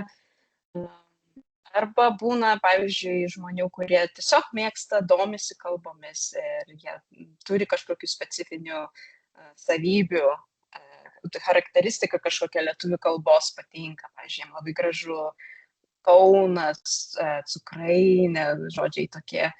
Tai jiems patinka tas skambesys ir jie tada nori išmokti kalbos. Tai arba galvoju dabar, arba kažkas tiesiog, nežinau, ar kaimyną kokį lietuvį turėjo ir labai patiko kalba. Tai visokių istorijų iš tikrųjų būna. Su mumis yra Jolita Šilanskienė, Strasbūro lituanistinės mokyklos Gandriukai vadovė ir mokytoja, Prancūzijos lituanistinių mokyklų švietimo tarybos pirmininkė, net sąraše nematau. Sveiki. Yra daug gražių pavadinimų. Tai šiandien tie pavadinimai man leidžia šiek tiek pakalbėti už visas Prancūzijos lituanistinės mokyklas ir matau kolegas, tikiuosi, jie nesupyks, nes noriu labai pasidžiaugti, mes kaip lietuviai dažnai nepasidžiaugiam pakankamai, tai Prancūzijoje tikrai jaučiam lituanistinio švietimo atgimimą ir žydėjimą ir tai yra bendro darbo rezultatas ir labai džiaugiuosi. Atsiprašau, o kodėl atgyja lituanistinis švietimas? O kodėl? Yra kažkokia priežastis, lūžis kažkoks įvyko? Kaip jums tai Aš pavyko? manau, kad tai yra puikūs žmonės, puikia komanda ir mes dalyjamės ne tik sėkmėmis, bendrais projektais, tas, kas veikia, bet svarbiausia, tai nesėkmėmis ir skauduliais išklausom vieną kitą ir darom dalykus kartu ir tai mums padeda kaip vienam kumščiui judėti ir užnorint naujus miestus ir naujas bendruomenės kurtis. Kalbėjome, matėme Ingą, tai jinai Paryžiaus mokyklos vadovė jau 30 metų, aš atstovauju Strasbūrą, bet turim ir Lyoną, Nicą ir po spalio mokyklos mokytojų suvažiavimo užnorinom ir Marselį, tai tikiuosi, kad mūsų gerų pavyzdžių pasieks ir dar daugiau mokyklų ir kursis bendruomenės ir puoselės lietuvių kalbą dar labiau ir galbūt tas dalymasis ir tokios konferencijos padeda pasiekti tuos žmonės, kurie dar neišdrįso atvesti vaikų į mokyklas. Tai toks mūsų tikslas. Ir čia kalbėjot ir kodėl domisi ir užsieniečiai. Aš manau, mes unikalūs, mes esame įdomus ir kas čia Prancūzijoje veikia, tai tokios šventės kaip Joninės, užgavėnės, tai čia yra kultas. Jaunimas užauga, paaugliai ir jie atsimena tokias šventės, nes jos yra kitokios, jų nėra čia ir tai tikrai unikalu. Ir tikrai pastebim, kreipiasi į mus irgi žmonės, kurie nori suaugę, užsieniečiai, kurie domisi ir irgi nori mokytis. Aišku, mes kol kas dar suaugusių nemokom, bet kodėlgi ne. Gal ateityje pasiūlysime tokią galimybę. Pati, jei kalbant apie pavyzdžius konkrečius Strasbūras, tai yra Elzaso krašte, kur taip pat yra elzasietiškas dialektas, tai prancūzų vokiečių toks kalbos miksas. Tai irgi kaip visur tarmės išnyksta, galbūt kalba dar regionuose senjorai, bet pastebiu jau keletą metų, kad vyrauja tokia tendencija, vėl pradedama mokyklose mokyti, skatinti tarmes ir aš pati kaip dzūkė, tai irgi vertinu ir žinau, koks tai yra turtas ir nauda, tai stengiuosi tai pertikti ir savo vaikams ir mokiniams, kad jie nebijotų kalbėti tarmiškai, tai yra unikalu ir nuostabu. Jolita, vis tiek, kai mes mokom vaikus suaugusius lietuvių kalbos, ar ne, kurie gal ten nori pagirinti žinias ir panašiai, kai kurių tas ryšys su Lietuva yra toks jau, sakykime, kuklus, jeigu ten mišriose šeimose gimsta vaikas ir panašiai. Ką jūs pasakojat žmogui, kurį mokot lietuvių kalbos apie mūsų šalį, pavyzdžiui? Kaip jūs apibrėžiat tą mūsų kultūrą, kaip jūs apibūdinat mūsų šalį, kokia ji, kas čia gyvena, kaip čia gyvena? Oi, kalbam visaip. Visų pirma, tai kas dar nesusidūrė su lituanistinių mokyklų mokytojai, tai yra mokytojai iš visų sričių. Aš pati dirbu su kultūriniais projektais komunikacija, bet savaitgalį tu tampi mokytojas ir esi visų galų meistras. Lipi ant stalo, po stalo, kuri pieši, nesvarbu šokį, kad tuos vaikus sudominti ir jiems parodyti viską, ką mes turim geriausio, ką pasitelkiam, tai įvairias priemonės, mokom, rodom skaidrę, žaidžiam žaidimus, pasakojam. Taip pat tai tikrai dalyvaujam renginiuose. Visi renginiai, konferencijos labai svarbu, kai galime pertikti visą tai anglų, prancūzų kalbomis, užsieniečiams taip pat. Tai manau, kas labiausiai palieka įspūdį, tai mūsų istorija knygnešiai, pavyzdžiui, labai įdomu sudomina. Taip pat net ir pavardžių sudarimas, pavardžių, ypač moteriškos pavardės, labai įdomu užsieniečiams tikrai. Unikalumas mažybiniai žodžiai. Tai čia galbūt vidinė dzūkė pasireiškia, mažybiniai visi kačiukas, mažiukas, šitas labai įdomu. O turim visada, tarkim, vizualinės priemonės labai padeda, net į rimtą politikos konferenciją ar tiesiog pristatymą apie Lietuvą visada įsimetu abėcėlės dėžutę, kad jeigu kažkas norėtų pamatyti, parodyti unikali, kad jeigu, kaip kažkas minėjote, kad dažnai sako, kalbate rusiškai, tai tiesiog išsidedi ant stalo abėcėlę, parodai, kad tai turime lotyniškas tas pačias raides, tik tais unikalia raidę, ir kitas nosinės, ir taip tiesiog paprastais būdais rodome. Matau, kad kalbu daug. Taip, Saulė, jūs, kai mokot kitus žmonės lietuvių kalbos, ką jūs pasakojate apie Lietuvą, kaip jūs ją nupiešėt, apibrėžiat? Na, aš paprastai atsiklausiu savo mokinių, kas jiems įdomu. Pavyzdžiui, jeigu dėstau grupėms, tai paprastai palieku kas 10-15 minučių, kur mes tiesiog jie atsipalaiduoja po visų gramatikos pratybų, arba kaip jau išmoko sakyti, smegenų mankšta. Ir tada aš papasakoju, arba mes tuo pačiu taip pat ir tokiu pat būdu mokomės ir žodyną plečiame. Tai irgi istorija labai įdomi būna, žmonės tikrai paliečia, ypač knygnešių istorija, kad buvo štai kalba, kuri galėjo išnykti dėl istorinių aplinkybių ir kad žmonės turėjo valios ir neapleido savo kalbos. Taip, bet parodau ir žmonių kūrybą, kartais supaprastinu LRT kokį tekstą, pavyzdžiui, apie muziką, ir mes stebime, kaip keitėsi ta mūsų muzika, jie žiūri žodžius, irgi labai visiems patinka Gustavo enciklopedija, esu sutranskribavusi vieną seriją ir žodynėlį parengusi, ir žmonės paskui patys jau žiūri ir domisi, nes jiems labai, tai iš tikrųjų, kai pagalvoju, tai nebūtinai yra, žinoma, yra ir folkloras, ir apie Bilduką pasakojau, bet ir yra tas dalykas, kad žmonėms yra įdomu tas kūrybingi lietuviai, kurie kažką kūrė, kažką sugalvoja, humoras ar vaikams kažkokios programos, ir žmonėms rezonuoja ir jiems tas labai patinka ir jie atranda save toje kalboje, nes man atrodo, kai mokaisi kalbos, tai yra svarbu negalvoti, kad čia kažkokia kita kalba, bet tiesiog ieškai savo balsų toje kalboje, kas tau patinka, kas tau įdomu. Ir man būna labai, sakau, smagu, kai žmonės atranda kokią programą, pavyzdžiui, Gustavo enciklopediją, ir jiems tai patinka, pavyzdžiui, jiems geografiją, apie vandenynus įdomu sužinoti, ir jie gali tai daryti lietuviškai. Minėjo Saulė kūrėjų, su mumis yra viena kūrėja, elektroninės muzikos kūrėja, prodiuserė, vokalistė Miglė Palkevičiūtė Miglumas. Sveiki, Miglė. Labas. Jūs mėgstat, jums patinka lietuvių liaudies dainų skambesys, motyvai, ir savo kūryboje jūs juos naudojat. Kodėl? Kažkaip labai natūraliai man taip išeina.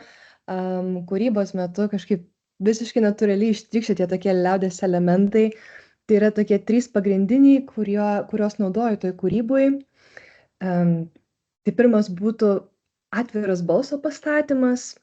Atviras balso pastatymas tai būtų toks natūralus, laisvas dainavimas be dirbtinio užspaudimo, kai balsas skamba taip plačiai, pilnai, tarsi tiesiai iš krūtinės ir su visų kūno rezonansu. Tada antras dalykas, man labai patinka disonansai, kurie yra liaudies muzikoje, tai aš dažnai įterpiu sekundos, kvartos, septimos intervalus, ir nors tie sąskambiai kelia įtampą, tačiau kai jos taip saikingai panaudoja, jie gali pridėti didelio emocinio svorio kūriniui. Ir trečias toksai visai stiprus elementas, tai būtų sutartinių kompozicinis elementas. Tai kai frazės nuolat kartojamos kanonu ir jos pradeda skambėti tarsi kaip kokia mantra, nukelianti į tam tikrą nesvarumo būseną kažkur tarp sapno ir realybės. Tai ir šiaip pastaruoju metu aš daug koncertuoju užsienyje, ten nuo Islandijos iki Ispanijos, Vokietijos ir taip toliau. Ir ką pastebėjau, tai kad klausytojams tikrai įdomu yra girdėti kūrinius lietuvių kalba. Ir kadangi muzika pati leidžia pajusti jiem emociją, jiem nėra svarbu, kad jie nesupranta, ką reiškia. Ir tai netgi netrukdo jiems išmokti tų dainų ir dainuoti kartu. Mane tikrai kartais ir nustebina. Dainuoju kokią nors lietuvišką dainą ir matau priešai stovi islandai, kurie kartu dainuoja. Tai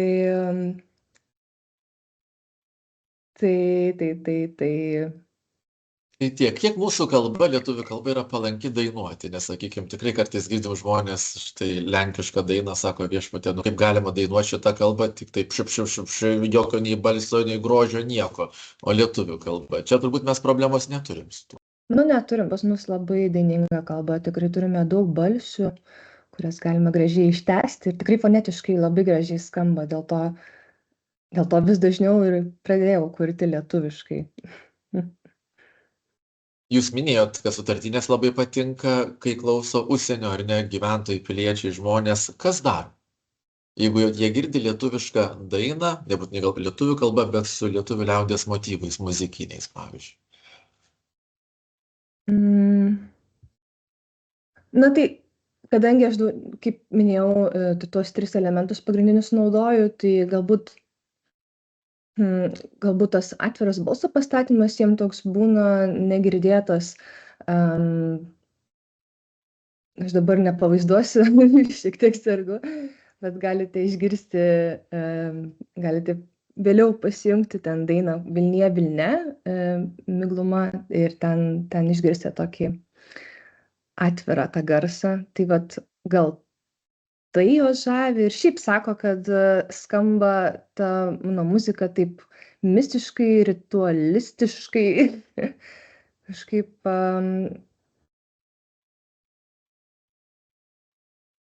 aš manau, kad sutartinių tas kanonas ir tas atviras balso pastatymas būtų tie tokie 2 pagrindiniai elementai.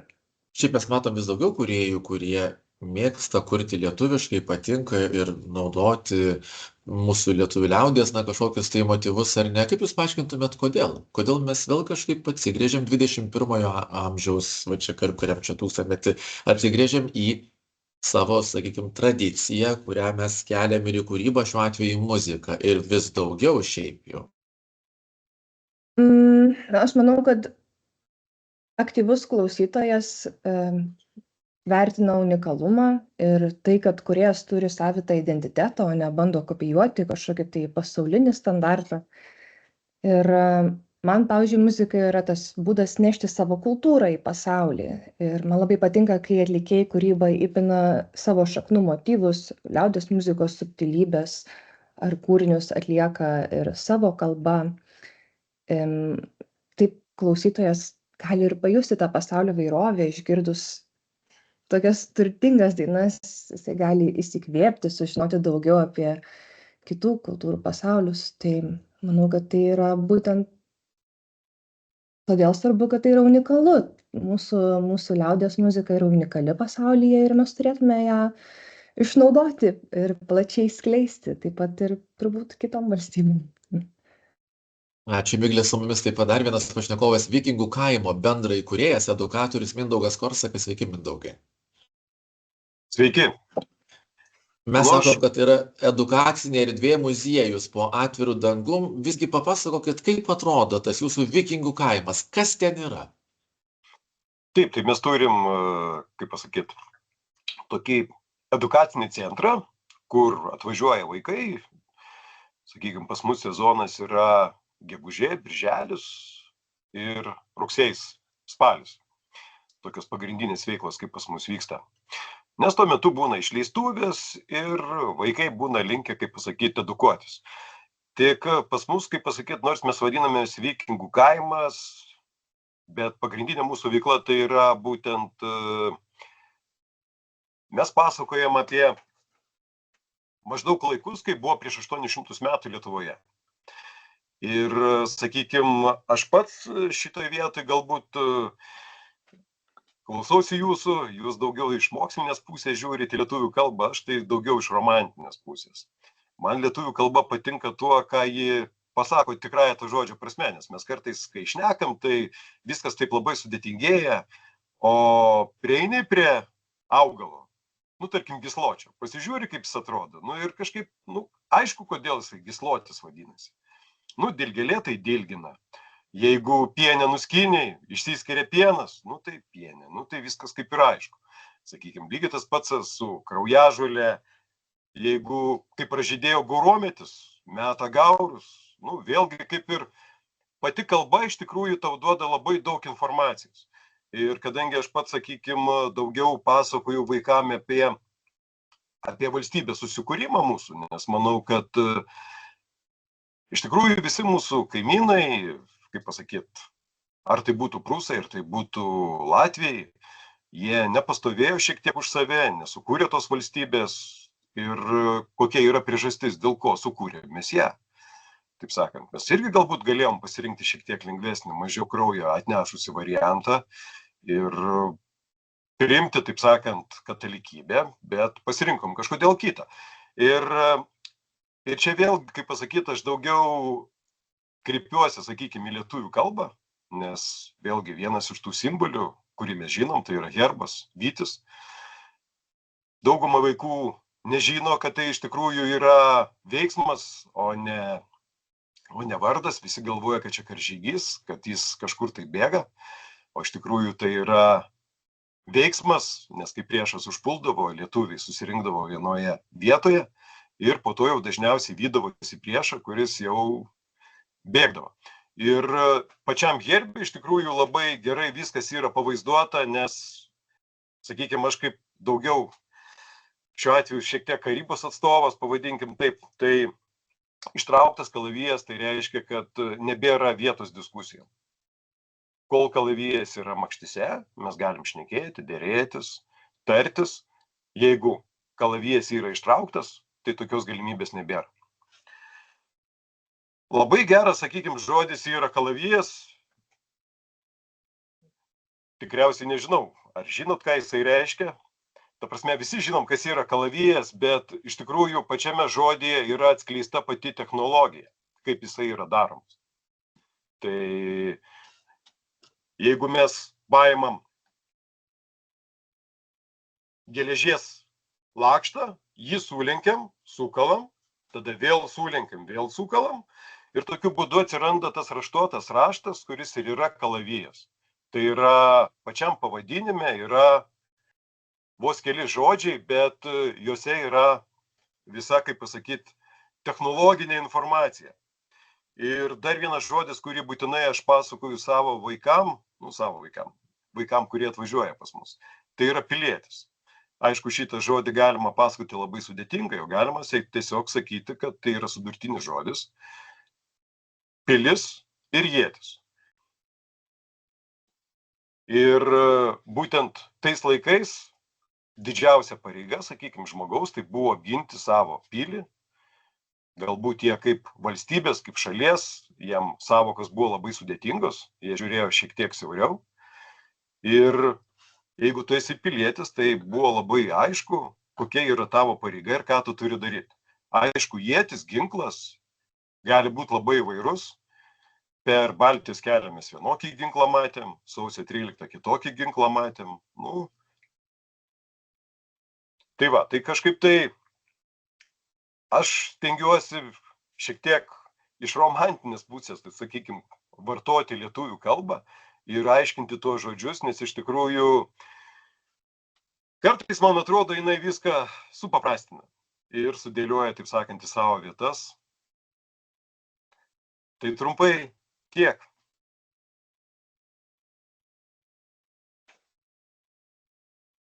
Kažkur dingo mūsų vedėjas. Iš tikro.